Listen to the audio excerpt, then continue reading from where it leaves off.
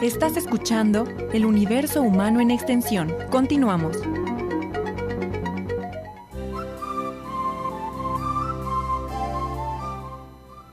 Bien, ya regresamos. Estamos en su programa El Universo Humano en Extensión, hablando de las fiestas patrias, concretamente del 16 de septiembre, del grito del 15 de septiembre, y vemos a ver si es cierto esto de que la fecha no es la exacta para celebrarlo.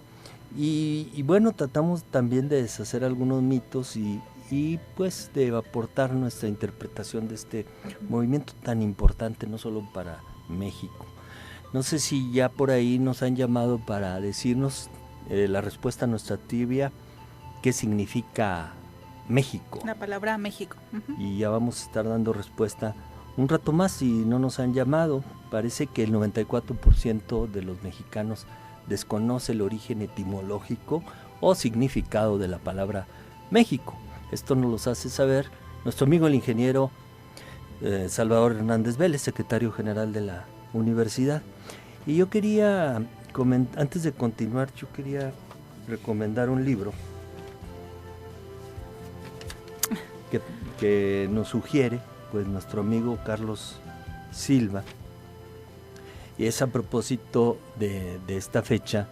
Es la última novela de Jorge Ibargüengoitia, que en España se llamó Los Conspiradores. En México se publicó con el título de Los Pasos de López. Es el título de la última novela de Jorge Ibargüengoitia antes de morir en un accidente aéreo, ¿no? Y leía por ahí, no me acuerdo si en Proceso, una crónica de este texto, y decía, bueno, criticando las celebraciones del centenario y bicentenario. Recuerden, no hace mucho pasamos por esta conmemoración, que fue pues verdaderamente un fracaso, ¿no? Imagínense ustedes en el Zócalo capitalino un monigote enorme que finalmente terminó en su lugar en el basurero, un monumento de 1,000 millones de pesos, y la estela de luz, un monumento a la corrupción, y por todo el país, relojes en las ciudades que están ahí, pues no sabemos ya para qué, y señalamientos en las carreteras que lo que hacían era confundir. 200 con 100, y cuánto falta para el bicentenario, si va para atrás o va para adelante. Sí, era algo confuso esos relojes. Los señalamientos, los señalamientos en la carretera, una cosa, y sí, los relojes. Bueno, y qué buena cosa, muy breve así mencionando a propósito de la novela, como pues la corregidora no es la señora de chongo que imaginamos siempre perfil, sino una criolla coqueta, ¿verdad? Que le gustaba mucho la acción. Nos cambia mucho la imagen. Por ejemplo, aparecen los patriotas que tienen miedo, ¿no? En su dimensión humana. Bueno, y los héroes son héroes por accidente en esta novela. Los hechos son muy caóticos, como en realidad ocurrió en la primera parte, cuando el cura Hidalgo estaba al frente del movimiento. Y apareció un Hidalgo de carne y hueso, bailador y parrandero, ¿no? Industrioso. Era gustoso de las artes, de las bellas artes, del teatro, de la música. Con Miguel Hidalgo tenemos un tema para rato. Recuerda que proviene del colegio michoacano jesuita, no es jesuita, es de San Nicolás de Hidalgo. Lo que pasa es que cambió muchos nombres, ¿no? Pero es el colegio aquel que funda Vasco de Quiroga. También fue discípulo Morelos. Hidalgo fue un poco lo que hizo Vasco de Quiroga, porque con los campesinos, con los indígenas, creó comunidades de autosuficiencia, enseñándoles distintas artes y oficios. Y hacía una sociedad productiva. Es una parte muy interesante, esa primera del cura Hidalgo.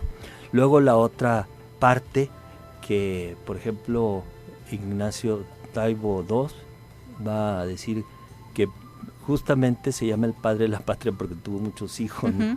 Que esa es otra parte del cura. Incluso en el movimiento se habla que en uno de los recorridos, creo que después de la Alhóndiga de Granadita, cuando toman ahí a todos los gachupines les decían, y bueno, las familias ahí que se habían refugiado. En ese momento una mujer muy joven le pide que por favor rescate a su padre, y Hidalgo, sabiendo que su padre ya había muerto, no se lo dice, le promete que lo va a salvar y que lo va a liberar. Y así, en esa creencia, esta chica totalmente leal lo sigue después en todo su trayecto, siendo, se dice, su amante. Es un cura Hidalgo muy diferente al que nos pintan, con los brazos extendidos, rompiendo las cadenas de la esclavitud, ¿no? Con la campana e incluso con el estandarte, porque se maneja la versión de que el estandarte se tomó varias horas después, no lo portaba al momento de repicar las campanas para el llamado a misa, que originalmente pues era la señal, ¿no? Era la madrugada. No, es su camino a San Miguel de Allende, ¿no? ¿Cómo se llama? En Totonilco, no me acuerdo, pero de ahí. Y también hay dudas de si realmente tomó el estandarte o no. Entonces, no sé si te parece, vamos ya a lo del grito. Sí, de hecho el discurso que se maneja y el texto que por años nos hacen leer en las primarias y en las secundarias es que la madrugada del 16 de septiembre el cura Hidalgo toma la campana y el estandarte, llama a misa, y entonces los indios se alzan en armas con picos y palos, etcétera, ¿no? Pues entonces, llevaban picos y palos. Sí, exactamente. Aquí el punto es que, como ya lo mencionábamos en el bloque anterior, pues no se levantó esa madrugada el cura Hidalgo y llamó a las armas, sino fue una estrategia, vamos a decir, que viene incluso pues de siglos atrás, sobre todo en el sentido de los estudios que él tuvo. Él viene impregnado de estos estudios europeos, de esta influencia europea, que lo hace pues abrir un poco más ese criterio, y que finalmente lo hace tener esa identificación con el pueblo. Bueno, pero hay que tomar en cuenta que ya se reunían los conspiradores en Querétaro, y entonces el asunto es que tenían previsto la insurrección para tiempo después. Estaba mejor planeado, digamos, ¿no? Parece que, y de hecho no iba a ser Hidalgo el iniciador. San Juan de los Lagos. En San Juan de los que Lagos. Había mucha gente, entonces hubiera sido desde un principio seguido por una gran multitud. Lo que pasa es que, pues una vez descubiertos, de ahí sí la corregidora tuvo agallas, ¿no? Sale corriendo, inmediatamente alcanza a advertirlos. Para avisarlos. De manera que se anticipa esto. Allende, que ya estaba a su lado, argumenta que no deben de lanzarse, y él, lejos de seguir la recomendación, se va para adelante, ¿no? Y ahí aparece entonces esta escena de la madrugada, cuando toca las campanas y entonces arenga a la multitud. Lo que nos dice Carlos Silva es que, con toda certidumbre, por los distintos testimonios y las declaraciones de ellos después, es que sí les explicó de qué se trataba el movimiento. No hay ninguna testimonio, no había grabación, nadie se ocupó de registrar de que haya dicho el grito tal y como lo conocemos ahora. Pero pues sí hay algunas interpretaciones muy probables, ¿no? Como quizás haya dicho viva América y muere el mal gobierno. Eso es muy probable que lo haya dicho, ¿no? También viva Fernando VII, que por entonces estaba secuestrado en Europa y que era, bueno, el legítimo rey de España. Probablemente no haya dicho viva la Virgen de Guadalupe. Probablemente sí, mueran los gachupines. Y bueno, pues con 600 hombres se inicia el movimiento. Y pues ahí se lanzan ¿a dónde van? A San Miguel de Allende. Avanzan hacia el centro, así es. Pero ya fíjate, en ese trayecto con 4,000 personas, totalmente se les van uniendo, desorganizados. Sí, porque a final de cuentas él era sacerdote, era, vamos a decir, artista, en el sentido que le gustaban las bellas artes, pero no era estratega militar, como bien lo eran pues Morelos y Allende. Ya llega a Guadalajara. No, primero llega a Guanajuato. A Guanajuato primero. Pero ya llevaba 20,000 hombres. Tú te puedes imaginar 20,000 personas en esas condiciones. Pues no es un ejército, no tienen instrucción militar. Y entonces es cuando te comento que se refugian las gentes de ahí en la Alhóndiga de Granaditas, que es una cosa terrible. Esa masacre hace que Allende se distancie y finalmente termine la relación con el cura Hidalgo, porque fueron muy sanguinarios, ¿no?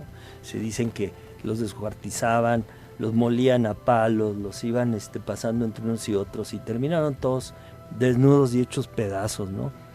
Y ahí aparece otro mito. El del pipil.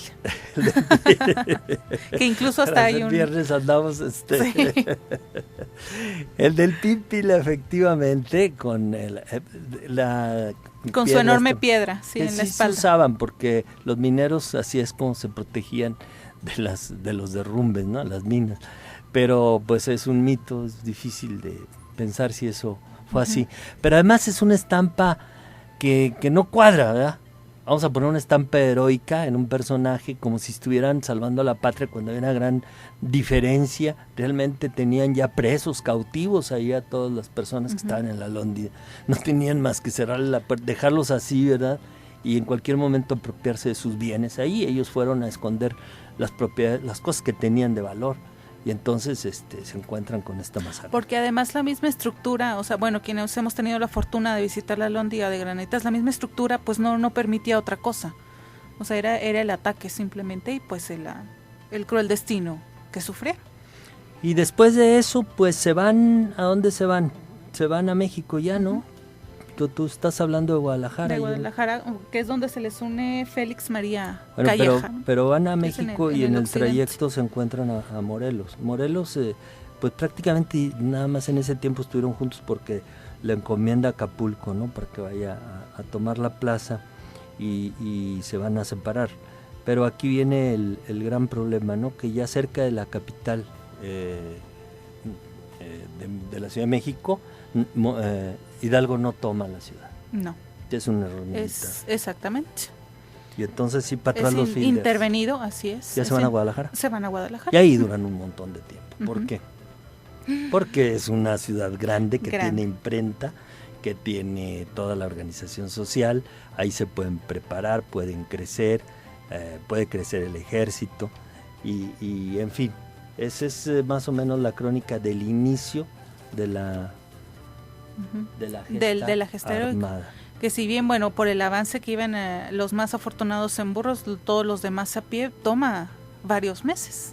O sea, no es de como ahorita, ¿verdad? Que toma uno un camión y se va, sino que toma varios meses el llegar hasta allá. Bueno, vamos a leer, si les parece, algo que nos envía nuestro amigo Alejandro Rosas. Alejandro Rosas escribe recientemente el tercer número de una trilogía que se titula Érase una vez México. Es un top editorial, ahorita está entre los más vendidos en Gandhi, en Sótano, en Sambors. Y bueno, habíamos intentado un enlace con él, se atravesaron compromisos que le impidieron que nos llamara, y nos prepara un texto que nos envía. Si quieres lo leemos. Que es de su columna Animal Político, lo puedo buscar en internet y pues ahí lo puede encontrar, ¿verdad?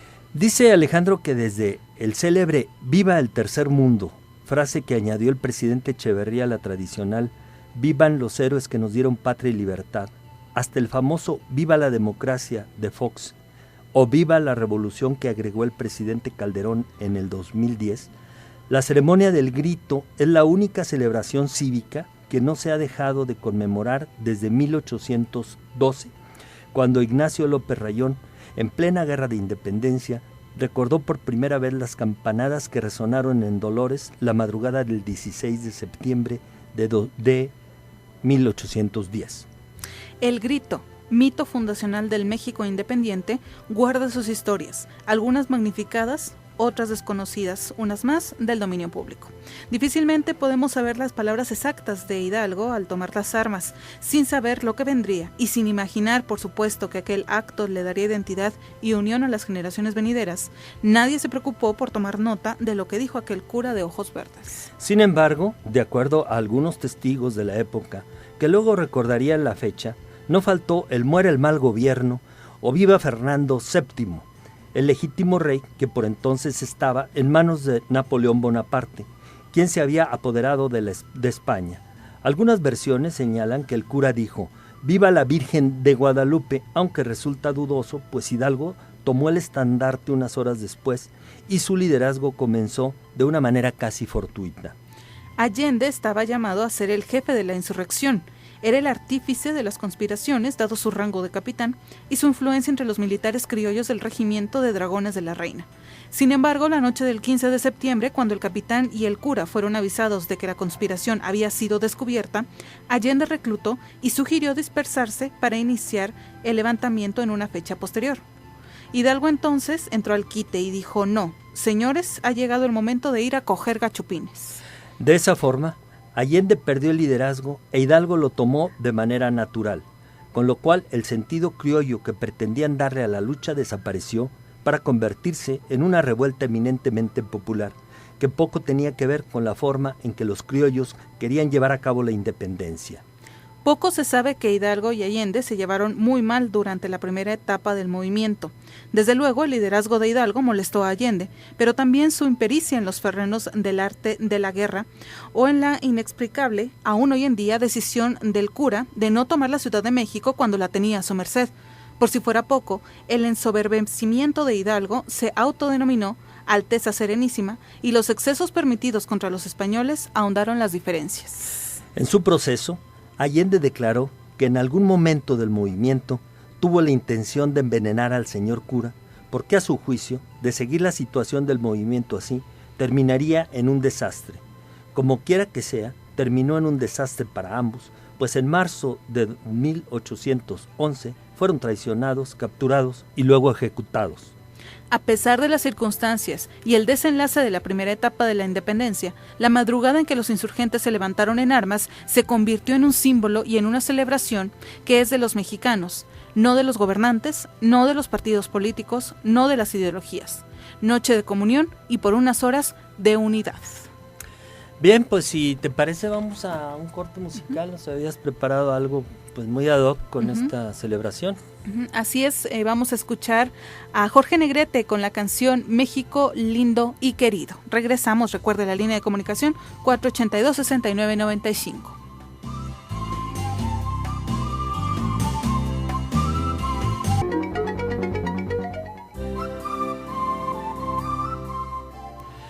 Y ya regresamos, estamos en su programa El Universo Humano en Extensión, hablando de nuestra fecha del día de hoy, 16 de septiembre, y la conmemoración pues de este importante evento que es el inicio del movimiento armado por la independencia de nuestro país. Y hoy, bueno, pues se viste de colores nuestra patria y hay fiesta nacional. Así es, la bandera ondea en todo lo alto y pues en todo el país se realizan los desfiles cívico-militares, fiestas que se continúan, digo, por el fin de semana que justamente cae en viernes, pues bueno, habrá muchas celebraciones para esta conmemoración del 206 aniversario del inicio del movimiento de independencia. Bueno, ¿qué les parece si comentamos algunas anécdotas que escribe Alejandro Rosas para impresionar a los amigos, ¿sí? Okay. La primera de ellas dice que la Voz Populi establece que Porfirio Díaz, digamos, en plena cúspide del poder, cambió la celebración del día 16 al 15 para celebrar así su cumpleaños. Esto es con lo que algunas personas impresionan a sus amigos para que vean lo bien informados que están. Pues falso.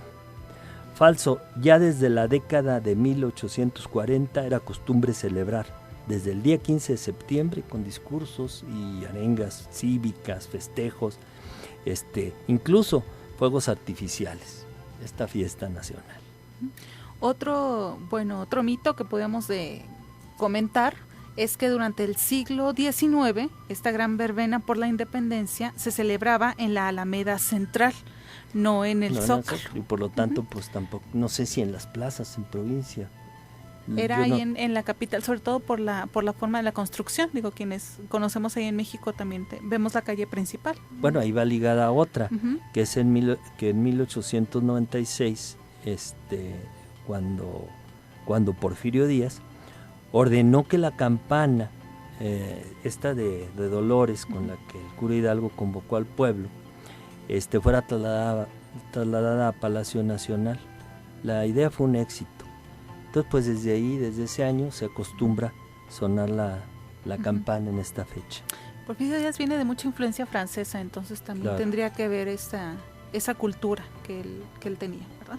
Otro mito, vamos a decir, es que según se refiere Francisco I. Madero, en una carta escrita desde su cautiverio en San Luis Potosí, bueno, él comenta que cuando Porfirio Díaz intentó hacer sonar la campana de Dolores, la noche esa es buena. esa es muy buena, la noche del 15 de septiembre de 1910, o sea, año en que inicia el movimiento de revolución, O sea, el 15 de septiembre de 1910, o sea, eran las fiestas del centenario del de la centenario, independencia. no era cualquier Ajá. fiesta. No, eran las fiestas del Y es centenario con Porfirio Díaz, con Porfirio Díaz como presidente en ese entonces, ¿no? o sea, Entonces, punto de estallar la revolución ujú, mexicana. sí, o sea, algunos meses antes Ajá. iban a celebrarse estas fiestas del centenario y pues bueno, la tradición marcaba hacer sonar la campana. Bueno, pues ese día no se escuchó nada, puesto que hubo unos maderistas infiltrados ahí en Palacio Nacional y entonces envolvieron el badajo, o sea, la campanilla, Sí. ¿verdad? Lo que hace sonar la campana, la envolvieron en trapos y entonces pues no se escuchó nada. Pues sin embargo, algunos minutos después se dan cuenta los preparativos, la gente que estaba ahí y bueno, quitan todas esas garras, esos trapos y la ceremonia continúa. Híjole, a ver si no nos acusan de andarles dando ideas a los... No, No, solo a ahora los a lo mucho protestas, que a los hacen, no. protestadores, ¿eh? Ahora a lo mucho que hacen es usar el láser, ¿verdad? Ahí para estar molestando No, bueno, a la hay gente, mucho pero- más control de esas Ujú. cosas. Viste ahora en el Zócalo, pues la manifestación no alcanzó a llegar, la manifestación... Ujú. De hecho, era más gente en la manifestación que en la ceremonia Sí, del había grito. filtros Ujú. increíbles. Bueno, pues otra trivia es que el primer gobernante que viajó a Dolores para dirigirse a la gente utilizando desde ahí el balcón, fue Maximiliano de Habsburgo en 1864, casi a 4 meses de haber llegado a México. Esas son algunas de las anécdotas a las que nos invita Alejandro Rosas, nuestro amigo. Mandamos un cordial saludo. Pues lamentamos que no haya podido enlazarse el día de hoy con nosotros. De todos modos, leímos el texto que nos hizo favor de proporcionarnos, ¿no? Entonces, bueno, Zaida, ya para cerrar este tema, porque nos quedamos en el inicio del movimiento armado, que realmente era lo que nos interesaba señalar, la fecha por la que se conmemoran pues estas fiestas cívicas y no la crónica de todo el movimiento, ¿no? Para eso pues están los textos y ahí nuestros alumnos podrán tener toda una crónica muy bonita y novela mexicana. Hay mucho donde abrevar para conocer cómo se desarrolló el movimiento. Miren, se aprende mucho de este tipo de campañas, porque la estrategia militar, la estrategia de guerra, es una de las cosas que no se da más que cuando existen estos acontecimientos. Uno no va a la escuela para aprender esas cosas y en el servicio militar tampoco te lo enseñan. Entonces, a través de la literatura, de la novela histórica, que puedes enterarte de cómo contaba el valor, pero también la sagacidad, la inteligencia y la estrategia de los militares. Y en un movimiento, una decisión es vital. Por eso se celebra ese día cuando el cura Hidalgo inicia. Recordemos que va a ser derrotado muy pronto y el movimiento consumado por otras fuerzas, hasta que finalmente entre el ejército trigarante a la Ciudad de México. Ciudad de México. Así es, el ejército trigarante liderado por Iturbide, que proclama estas 3 garantías. Pero ¿verdad? Iturbide estaba del otro lado. Recordemos que esto no es miel sobre hojuelas, que no precisamente se trata de un movimiento continuo, sino que en el lapso de tiempo cambian las relaciones de fuerza, cambia la situación en España. Sí, porque de hecho Fernando VII retoma la corona y entonces desconoce estos acuerdos que se formaron tanto en Europa con Cádiz, claro, y acá en la México guerra era con la guerra. para respaldar a Fernando VII, y Fernando VII también los desconoce. Exactamente, porque de hecho el precedente, vamos a decir, de nuestra primera constitución fue este texto de José María Morelos y Pavón, Los sentimientos de la nación. O sea, hay varios escritos, tenemos varios puntos. Eso le da legitimidad institucional. Bueno, Zaida, se nos acaba el tiempo, nos tenemos ya que ir Kevin con las nos 3 indica, garantías, muchas gracias. con el ejército trigarante. Nos despedimos de ustedes, como siempre, deseándoles salud y vida. Muy buenas tardes.